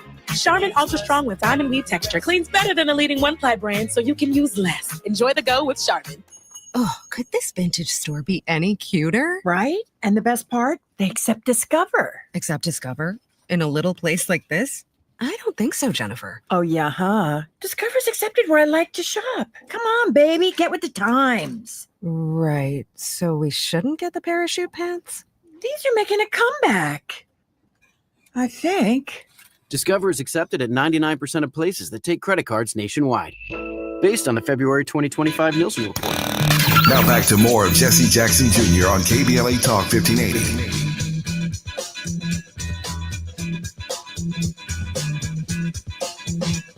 I'm Jesse Jackson Jr., listening to the Jesse Jackson Jr. Show on KBLA Talk 1580. Our very special guest at this hour is none other than Johnny Mack. Johnny, welcome forward to the Jesse Jackson Jr. Show. Thank you, Jesse. Great to be here. Johnny, I was thinking about legend. It is believed to be legend that Martin Luther King Jr. kept a copy of Howard Thurman's book, Jesus and the Disinherited, with him at all times. I'm reflecting in this moment from the previous segment about your having turned the conversation to the inward journey. And Thurman did write a collection of essays on the inward journey, and it's pretty impossible for me to assume that King, who had such high regard for Thurman, would not have read the inward journey. And one of the key themes in the book is the quest for meaning, for understanding, for fulfillment, love, peace, and God. The book clearly explores the fundamental human aspirations through insightful reflections in a very, very poetic language. But Thurman is also suggesting that the connection between the human spirit and the divine can also, from the inward journey, lead to an action in the present that is divinely inspired to do justice, to do right, to bend the arc. It's not just without this inward journey, it's just a political act. It's just a political expression. We're just liberal activity. We've got to stand up and fight today. But on the inward journey, there is a reflection of meaning, understanding, fulfillment, love, peace, and God that is part of the journey as well. And certainly the metalogic that you have articulated is a reflection that Dr. King gave thought to. But, Jesse, Thurman was really a giant in so many ways. I have that book, Jesus and the Disinherited. I'm sure it's on your library shelf as well. And as I think about that book and about his own life, one well worth studying, I'm impressed that life really was very different then. And I often wonder what people like Howard Thurman and Martin Luther King Jr. would say, and how they would think about the world as we live it today, as we deal with the exigencies, if you will, of life. You mentioned that Thurman's book talks about, this inwardness and one's reflection on that inward life in the press of today's world, with so much information coming at us so fast from so many different directions, with electronic partners that we carry in our pockets that do more to shape our thinking and our inward lives than we'd like to admit, one wonders if we do have the time to reflect on the things that Thurman was talking about. And so I wonder, what is it about our current culture? Culture is so important here. It's an operative word in the challenges and opportunities that we confront. But does our current culture allow us to really have that inward thought, that inward reflection? I don't think so. I mean, I just don't see so. I don't think so. I think there is so much coming at us so quick that there is an attention span problem, like a deficit disorder, that if you don't carve out time for the space for the inward journey, if you don't my dad used to say when he spoke in elementary schools and high schools, that parents should tell their children to turn that television off at least 2 hours a night, to study, to focus, to have their lessons learned and taught and debated and worked through with their parents, that they should sit down and have dinner with their families at least an hour or maybe 30 minutes or so every night, that we have to consciously carve out the time to engage in the reflective journey. I mean, if not, you are simply overwhelmed by the number of phone calls, by the number of text messages, by the number of Facebook posts, by the infinite number of television stations and programming and movies and content that exists, that there is not an hour or a moment where the inward journey or the reflection occurs. I mean, cell phones going off in the middle of church services, in the middle of synagogue services, in the mosques, because we find ourselves completely distracted. And then, let me take a leap here. When the distraction ends up in the highest office in the land, it only compounds the distraction. So how do we recover that time? How do we recover that space? How do we recover the inward journey? Because in the final analysis, beyond the philosophical conversation, I want to do something. I want to get out here and protest. I want to fight. I'm trying to find the right way to fight back. I want to encourage people to register and vote and take nonviolent action. But I don't also want to be on a full-time inward journey that leads to, Johnny, inaction. Yes. So we're so otherworldly mindful that we're no earthly good. Huh? Yeah. I think, Jesse, we talked last week, or perhaps we mentioned it the week before, the book by Yanis Varoufakis called Techno-Feudalism. It's really worth reading. It's a very important book because he talks about how today's technology has captured, my words, not his, but the meaning I think of his thought, has captured our imaginations and even our own thinking processes, and is forming and shaping us, how we think, how we interact with our own selves, with each other, and with the very system that he is cautioning us to be wary of. And so we are captivated by, and at the same time captured by, these new technologies, going back to Thurman and King, who at best were confronted with radio waves and television waves. Their greatest attention, they had to choose between three modest cable networks. And AM and FM radio. AM and FM, whatever that is, right? Whatever that is. And so, Jesse, we are challenged. And we who talk about these things, I believe, have to find ways to make them simple enough for those who listen to us and others who are a bit better informed or focused on these challenges and opportunities that shape our lives. At the end of the day, remember, we're arguing that the arc of the universe is bent by us. And we ain't doing much bending, it seems, especially if we're not focused on the fact that the arc even exists, let alone how we might bend it. So there's great work to do just in how we are imposed upon by today's technologies. I see some of that work occurring in some schools across the country that are now banning cell phones. I see some of that work in some evangelical communities where they are insisting on the 10 Commandments being discussed in classrooms. I think we ought to discuss all religious systems and engage in that moment of reflection. I don't think we should impose prayer on anyone.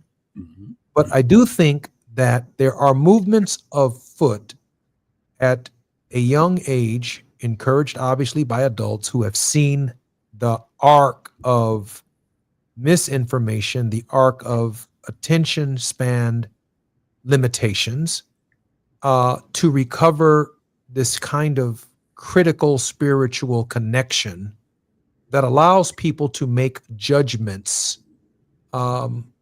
I'd like to make sure that I'd like to know that they make those judgments without racial bias, of course. I mean, to the extent that we can inculcate young people with the idea that love is central to the binding of the universe itself and not something that is unique to a particular racial group, but indeed an expression that we saw in such a profound way evidenced on the Jericho Road, our love for our neighbor.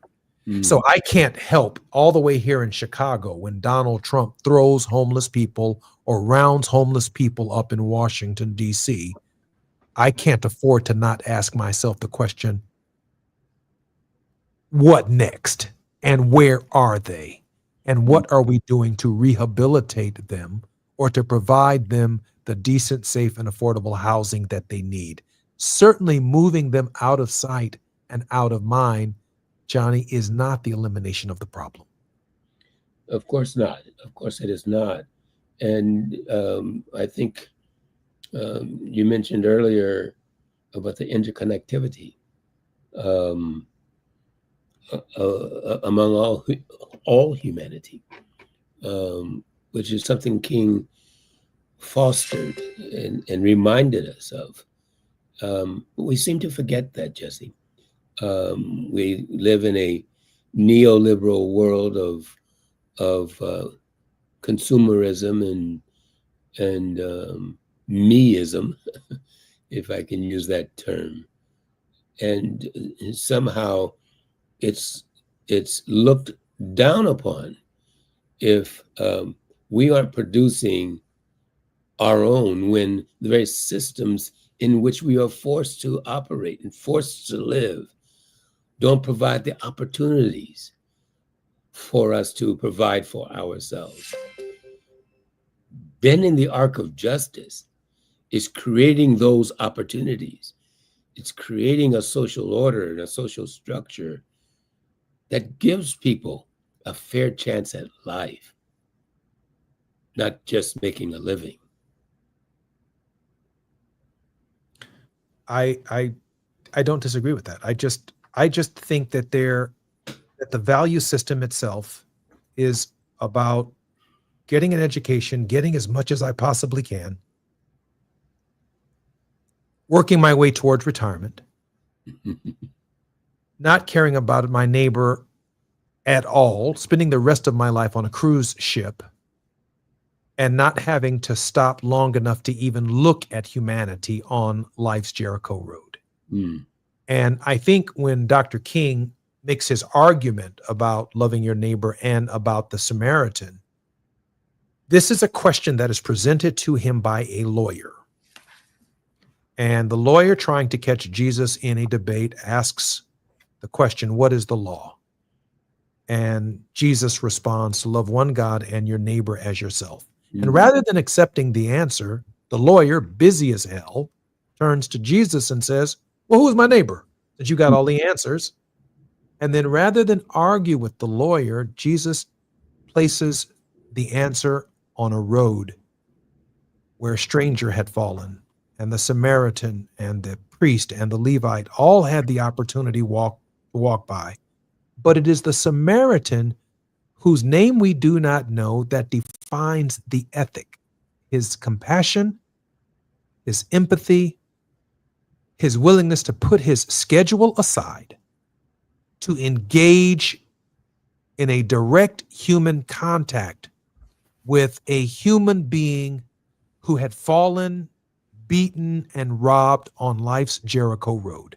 The way in which that crime, Johnny, takes place today may not be physical violence. It may be spiritual violence. It may present itself in any number of different ways.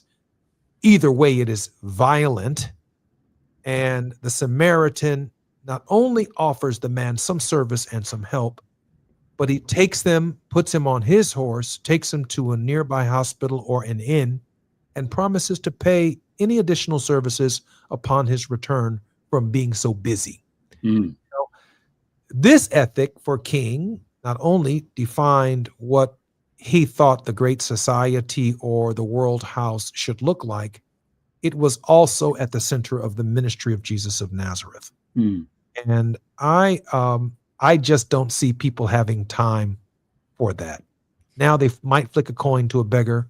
They see someone walking up to their window. They pull their window up, and the rounding up of the homeless in Washington, D.C. just makes me sick to my stomach. Yes. And you know, we must be quick, Jesse, to recognize that the Good Samaritan, this unnamed soul who takes the time out of his busy day to attend to the needs of one who has fallen, is looked upon when King analyzes this. And King says, and we often miss this, Jesse, not only does the Samaritan act individually upon another individual's need, but King says that true compassion is more than flinging a coin to a beggar. Stay with me, Jesse. True compassion is more than flinging a coin to a beggar, as if he might be even chiding the Samaritan just a bit. But Good Samaritan, after you have done all that you've done, you are not yet finished. King says it is recognizing that the very edifice that produced the beggar must be restructured. The bending of the ark, Jesse, and the ark is an edifice. An ark is an edifice. It is a human-made, in this case, implement of life. King is saying this edifice must be restructured. And we collective as Samaritans, must bend that ark by restructuring the edifice that produces the beggar. I'm Jesse Jackson Jr. You're listening to the Jesse Jackson Jr. Show. We are in the World House with Dr. Johnny Mack on Thursdays as we bring our week to our own responsibilities and take our inward journey. We simply can't do it without Johnny Mack. I'm Jesse Jackson Jr. This is KBLA Talk 1580. More when we come forward with Dr. Johnny Mack in the World House. It's afternoon drive time with Jesse Jackson Jr. Only on KBLA Talk 1580.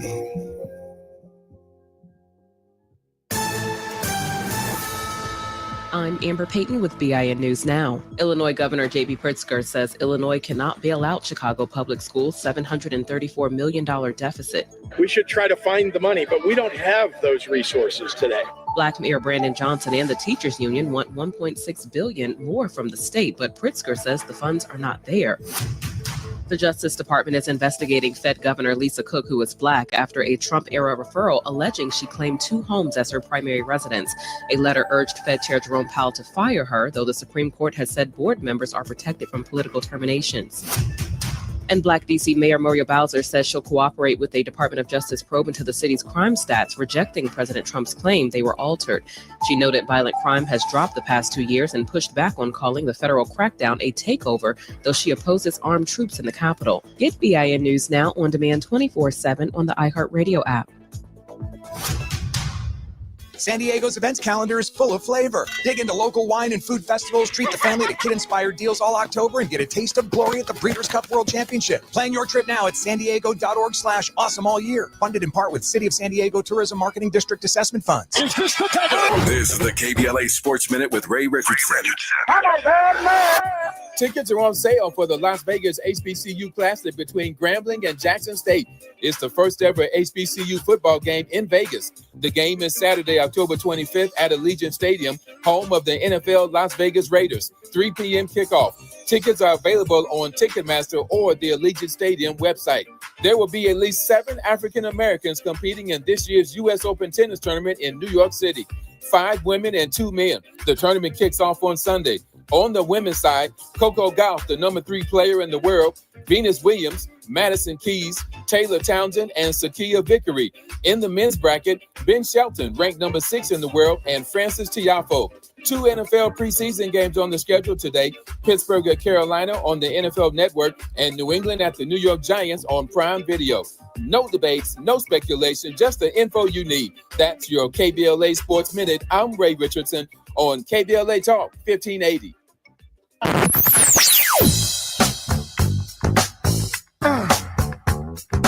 This is KBLA Talk 1580. Talk radio. That's music to your ears. We're unapologetically progressive. KBLA Talk 1580. As we go a little something like this. Hey, it is B. D.L. Hughley, and I am thrilled to be heard weekdays in my hometown on KBLA Talk 1580. So check out the D.L. Hughley Afternoon Show weekdays from 2 to 4 p.m. exclusively on KBLA Talk 1580. We got a whole lot to talk about, let me tell you. That's on the real. Break out the champagne. Everybody get a glass. Tavis Smiley is now ranked number 16 nationally and the highest rated talk show hosted by an African American on the 2025 Talkers Heavy 100 list of the most important talk radio hosts in the nation. Last year, Tavis ranked number 33 and the year before, number 45. The Tavis Smiley Show has rapidly expanded its national syndication to now include nearly 50 radio stations across the country and counting. Congratulations, Tavis. Yeah.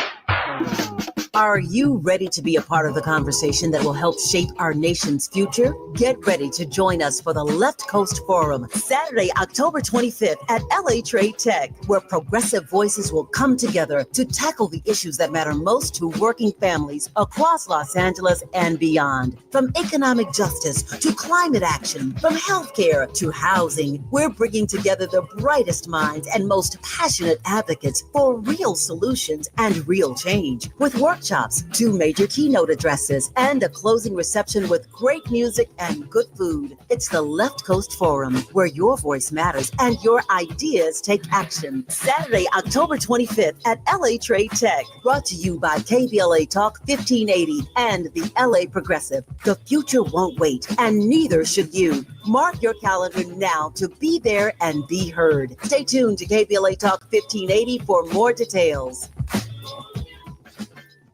The following is a paid advertisement by Family Vacation Getaways with the purpose of soliciting sales of vacation ownership. For complete details, please visit fvgradio.com. If you want a 100% complimentary stay at a luxury resort in Cancun, airfare not included, then Family Vacation Getaways is your ticket to paradise. See website for complete details. We're giving away 5 days and 4 nights to the first 50 callers who can name an animal that lays eggs and is not a bird. An animal that lays eggs and is not a bird. Do you know it? Call now, 800-868-6431, 800-868-6431. You're also eligible for an exciting bonus vacation to Orlando, Florida for just $498. And don't worry about anything ruining your plans. We can extend your travel up to 18 months. Name an animal that lays eggs and is not a bird, and get a complimentary Cancun resort stay and an optional bonus vacation to Orlando for just $498. What are you waiting for? Call 800-868-6431, 800-868-6431, and give us your answer. The proceeding is not a contest and is a paid advertisement by Family Vacation Giveaways and not sponsored by this program or its affiliates. You're listening to Jesse Jackson Jr. on KBLA Talk 1580.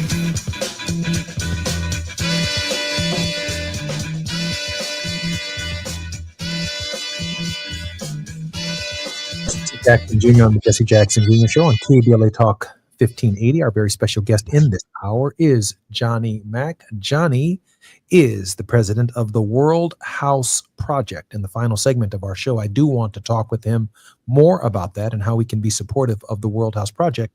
But in this deep conversation, Johnny, that we've begun, welcome forward to the Jesse Jackson Jr. Show. Thank you, Jesse. Johnny, I want to take my shot at the edifice. Dr. King, in a speech called How Should a Christian View Communism? Again, I'm coming at the edifice now. He says in the first chapter of that speech, first, communism is based on a materialistic and humanistic view of life and history. According to communist theory, matter, not mind or spirit, speaks the last word in the universe. Such a philosophy is avowedly secularistic and atheistic. Under it, God is merely a figment of the imagination, religion is a product of fear and ignorance, and the church is an invention of the rulers to control the masses. Moreover, communism, like humanism, thrives on the grand illusion that man, unaided by any divine power, can save himself and usher in a new society. Cold atheism, wrapped in the garments of materialism, communism provides no place for God or Christ. So let me be clear, I am not a communist. And then increasingly amongst young people, there are these labels being thrown around in the modern democratic politic, democratic socialism.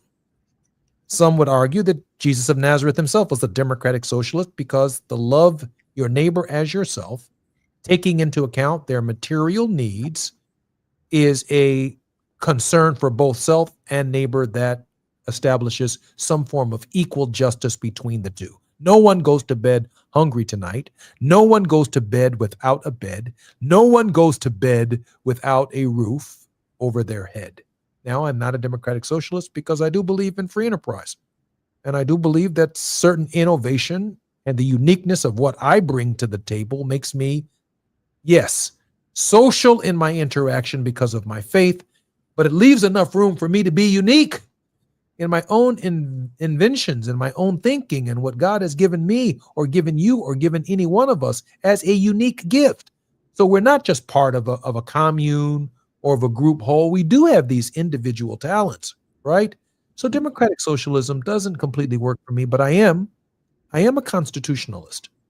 I do believe that if we live under a constitution that guarantees everyone the right to clean, safe, and sustainable environment, the right to decent, safe, and affordable housing, the right to health care of equal high quality, the right to an education of equal high quality, equality for women, that I can accomplish all of the above under a constitutional government without the labels of being called something I'm not and still being true to my God and to myself.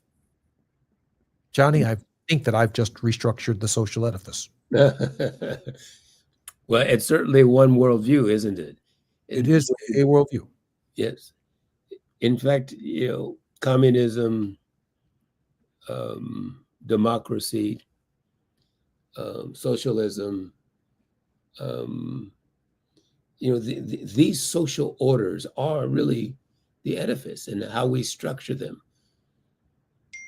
Every ideology, Jesse, is rooted in some basic set of values. And for me, it is not so much the ideology, whether you call it communism or socialism or capitalism, which is an economic system. Communism is both a social political system and maybe arguably a economic system. But it's definitely not a religion. It does not believe in God. Well, perhaps so. But here's the point that I'm taking too long to make.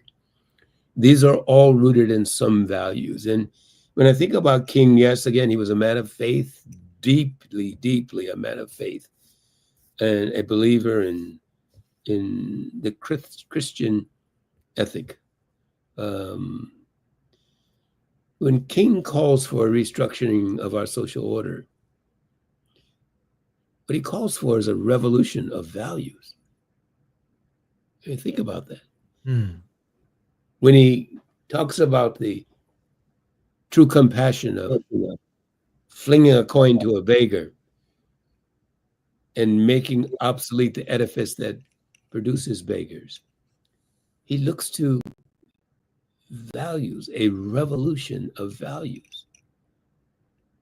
And so what are those values? Are there values, Jesse, that are common across ideologies, across religions, that we can all subscribe to, irrespective of our religious, social, political orientations? For me, the genius of King was seeing through all of the fog of different points of view about religion and social order and social proclivities, and finding the common denominator that brings all humanity together. I'd like to strike the balance, Johnny, because, you know, there's a part of me on the inward journey that would have me standing in the middle of an airport with a little gold outfit on and some tied up sandals, playing a tambourine and singing Hare Krishna songs. The inward journey can lead there, right? Or I could be in the seated pose position and in a yoga studio all day, engaged in an inward journey. But, you know, there are some things in this journey that require my inward journey to become at some point in time an outward expression. And I conduct it, or I try my best to conduct it on the high plane of spiritual discipline, to take action, to do something about bending the arc. Because of course there are extremes in this. I mean, I can't fault a priest who wants to spend their entire life in a church, or in a or a sister who wants to spend their life in a convent and engage in an inward journey. But, you know, when you step out here in these streets, there is something else going on, and it does require an engagement with your neighbor. You don't get to hide from your neighbor. You have to engage them. How do you ever know what kind of condition that they're suffering under or what they're going through without that engagement? And so beyond the inward reflection, which is one extreme, there is a synthesis and a hybrid, Johnny, that says, I'm going to stand up for Rosa Parks today. I'm going to fight for Breonna Taylor today. I'm not going to let the injustice that is in front of me get away from me today. I am going to take a stand. I'm going to help this person that I see, and that there is a fulfillment in my own destiny in the action that I took to help them. Yeah. And again, Jesse, you argue that inward reflection ought to drive us. Indeed, as we go throughout our busy days, Jesse, one wonders how much time is given to inward reflection. As we lay our heads on a sleepy pillow at night, yes, we might take a moment to reflect on the day that has just passed, or the one that is yet to come. But I'm also reminded that we act in accordance with the truth as we perceive it to be. That is, what is inside of us, how we feed our thoughts and our minds, becomes the fodder that burns, the engine in our lives for that active outward work that you were just talking about. And so what is it that we are feeding our minds with? And how are we acting when we're not consciously reflecting inwardly? As a man thinketh in his heart, so is he. So what are we feeding? And how are we feeding those inward thoughts? Well, they're hungry. I do know that they need to be fed, and I do know that they need to be processed, and I do know that we need to do something. And I listen to, Tavis and others on the radio station all the time, encouraging action, whether it's in Altadena, whether it's the actions that I encourage on the south side of Chicago, whether it's the actions to do justice, not just to say justice, but to do justice, to encourage justice, to not turn a blind eye to the strangers on life's Jericho roads. There is something that we can do. We can stop. We can be patient. We can be compassionate. We can be empathetic. And being an empath is different than being a sympath. Empathy means you give of yourself. Sympathy means it's something that we acknowledge, but we keep it moving. I'm Jesse Jackson Jr. When we come forward, we're going to learn more about the World House Project from Johnny Mack. While you're stuck in traffic, we can at least bring you up to speed on the news of the day. You're listening to Jesse Jackson Jr. only on KBLA Talk 1580.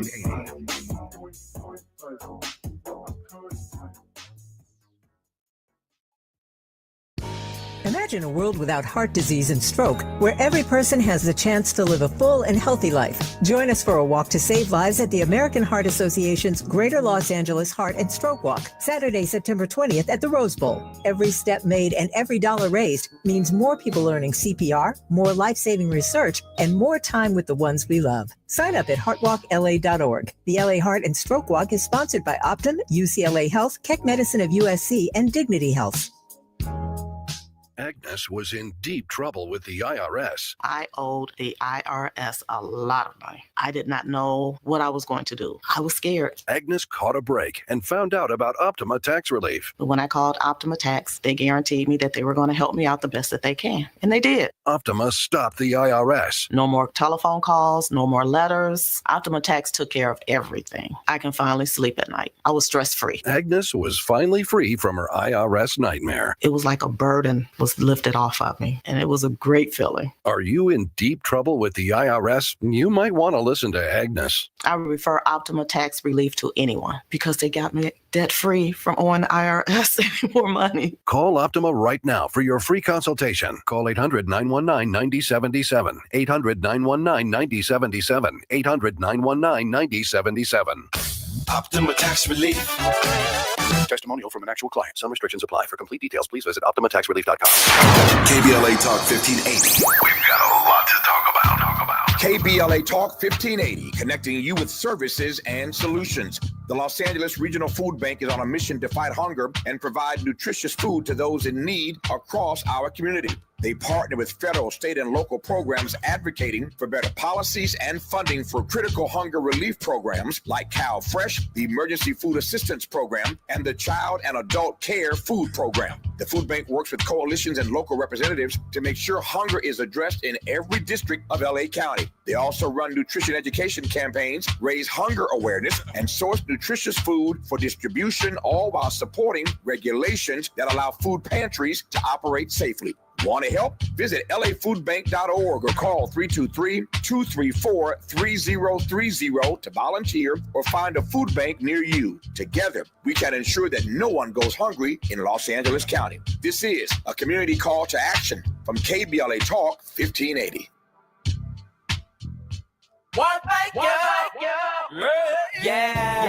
The California Crusader newspaper would like to thank all of our subscribers for their support throughout the years, proudly serving the South Los Angeles and South Bay areas for more than 40 years. The California Crusader is a multicultural, Black-owned, adjudicated newspaper that focuses on providing newsworthy information to the people in our community. We're constantly looking for ways to assist businesses in our community to connect with our subscribers. We provide low-cost, effective ways to promote your business with our reasonable and affordable advertising rates. You can participate by suggesting, sharing, and submitting your stories on the California Crusader newspaper Community Share Facebook group page, or visit our website at cal-cruise-news.com. That's calcruisenews.com. Then click on the Submit Now button located on the top right corner of the homepage, or text CCN to 42828. Again, text CCN to 42828.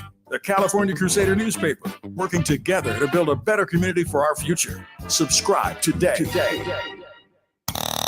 Now back to more of Jesse Jackson Jr. on KBLA Talk 1580.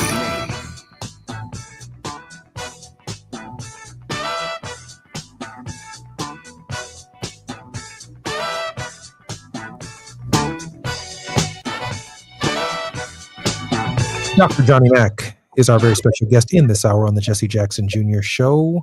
I'm Jesse Jackson Jr. on KBLA Talk 1580. Johnny is the principal and managing partner of the Johnny Mack Group, LLC, and the founding director of the World House Project.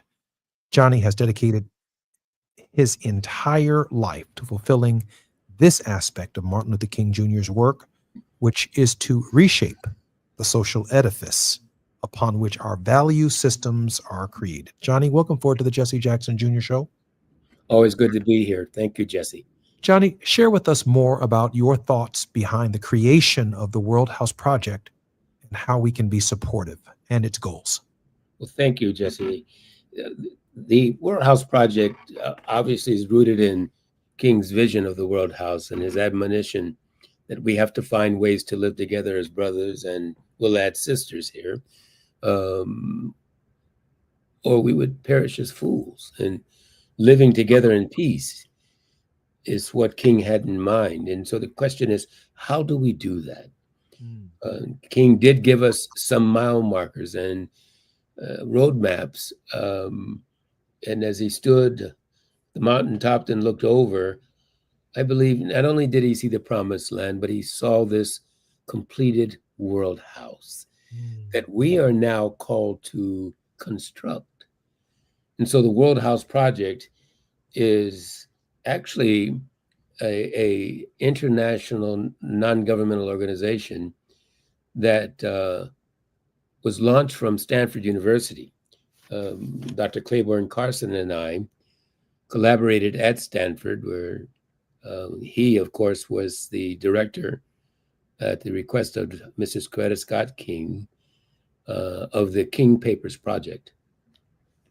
And I met Clay when I was at the King Center, where I served there for 6 years as its chief financial officer and chief administrative officer, eventually.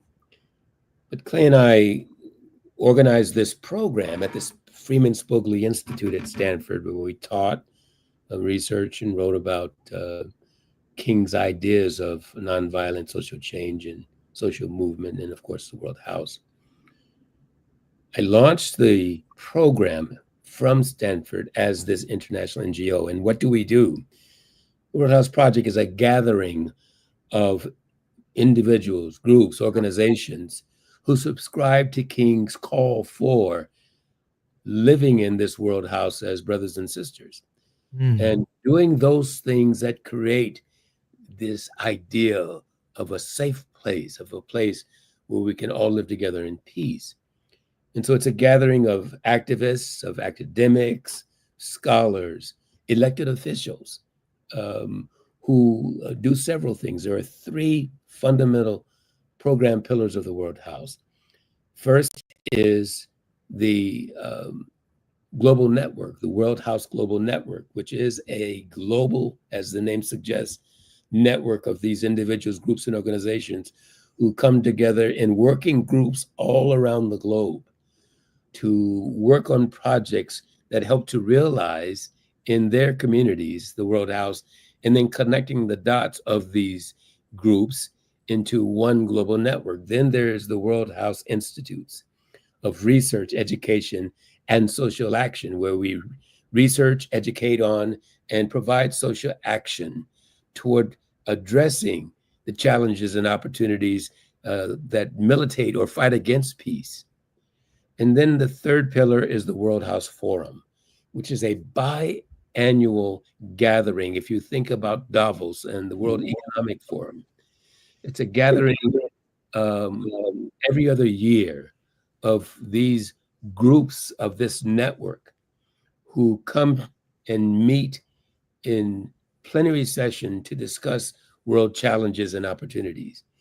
In between those years, Jesse, the World House Project holds regional conferences. In fact, I fly to the DRC, to the DR Congo next week to hold one of those conferences. There, we'll have Martin Luther King III, who will speak at this conference. The president of the DR Congo, President Tshisekedi, will host us in the DRC for this event. We'll also be in Kenya and then to Somaliland before this particular trip is over, fostering this work of the World House. We'll hold conferences in Mexico, Delhi, Kenya, London, here in Atlanta, in 2026. And we'd welcome your listeners to join us at the World House Project. They can find us at theworldhouseproject.org. Once again, if I may, Jesse, our website is theworldhouseproject.org. Is there a phone number, Johnny, that connects us to the worldhouseproject.org? There isn't a phone number, no. Okay. But again, you can find us at that website. Okay, and we can also provide donations and financial support to your efforts as well. At theworldhouseproject.org. You can get all the information about our work. We're a nonprofit, a tax-exempt organization, and we would welcome your reaching out to us. You want to talk to us, email us. You can email director@theworldhouseproject.org or info@theworldhouseproject.org. And we would be delighted to respond. Thank you, Johnny. I wanted to take that moment, and I'm going to do it semi-regularly on the show, because I want you to understand, particularly our brothers and sisters who are within the reach of our voices, that our conversations are more than philosophical. That Johnny's out here in the world. He is traveling the world, identifying people and working with people who share a common vision that our King left us. It might be, which I think we heard in the first hour, easier to do in some other parts of the world than it actually is here in the United States at this particular hour. But our King had that kind of reach. The global consequences of Dr. King's voice, of his message, of his love and his ministry are so profound and so extraordinary that while we may be used to our guy, Dr. King, locally, around the country, around the world, he is profoundly revered as being a turning point in human understanding. And I can't say enough about that. I had a guest on our program yesterday, Dr. James Zogby, and we were talking about the Gaza and Israel, and we were talking about the Middle East generally, but more specifically that conflict. And I raised this question: why has the region not produced another Dr. King? Why is there no one who, Johnny, is risking for peace? Why is there no king force emerging out of the Gaza and out of the West Bank? And given the history of Israeli oppression, quite frankly, throughout the history of Jewish people, why have they not produced a new Moses? So these leaders come from a particular oppressive context. And that's really what Howard Thurman meant when he said that we were a people whose backs were against the wall. And certainly Jesus of Nazareth came into the world recognizing that he was born too with his back against the world. Johnny, we have about a minute and a half left. A word of hope. Yes. Jesse, I do think that the world still produces kings and Gandhis and Mandelas.